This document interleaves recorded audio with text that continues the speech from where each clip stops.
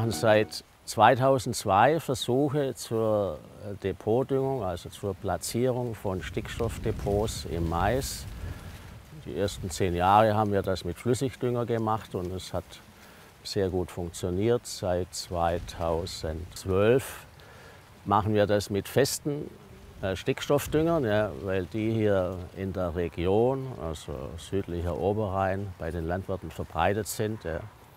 Und so haben wir dann in dem Innova-Projekt endlich einen serienreifen, praxisnahen Prototypen von der Firma Rauch, mit der wir mineralische Stickstoffdünger als Düngerdepot im Boden platzieren können. Wir haben bestimmte Vorstellungen, wie man ein Düngerdepot platziert. Das heißt, wir machen das im Mais in jeder zweiten Zwischenreihe. Dass wir den Stickstoff in 20 cm Tiefe ablegen, hat 2 Gründe.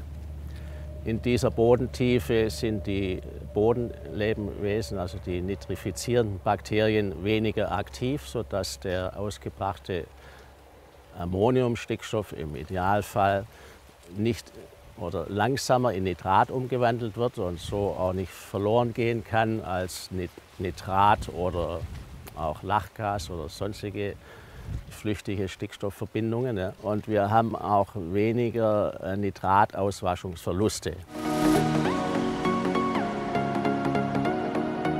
En 2018, on a fait un essai Cultan sur une parcelle de 4 hectares à peu près. L'expérience qu'on a fait avec l'essai Cultan, que la machine actuelle qui était sur une largeur de travail de 12 ronds de maïs, elle était assez lourde.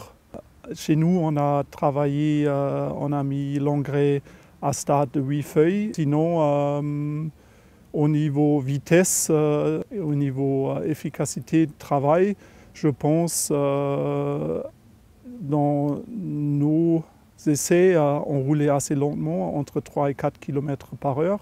Et au niveau capacité de travail par jour, c'est un peu limite. Là, je sais que Rauch a prévu des changements pour assurer plutôt une vitesse entre 8 à 10 km à l'heure.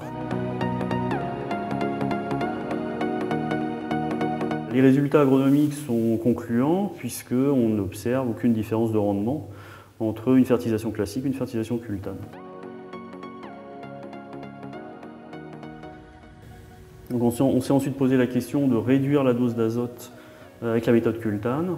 On a donc réduit de 20% la dose d'azote et on l'a comparé à une dose classique en fertilisation classique à dose pleine et effectivement on a des résultats similaires en termes de rendement avec une fertilisation réduite via la méthode cultane qui semble indiquer qu'on a une meilleure valorisation de l'azote et en tout cas moins de pertes, notamment par volatilisation. Pour moi, c'est une possibilité de réduire la quantité d'azote qu'on doit épandre sur les parcelles et d'éviter les pertes vers l'atmosphère.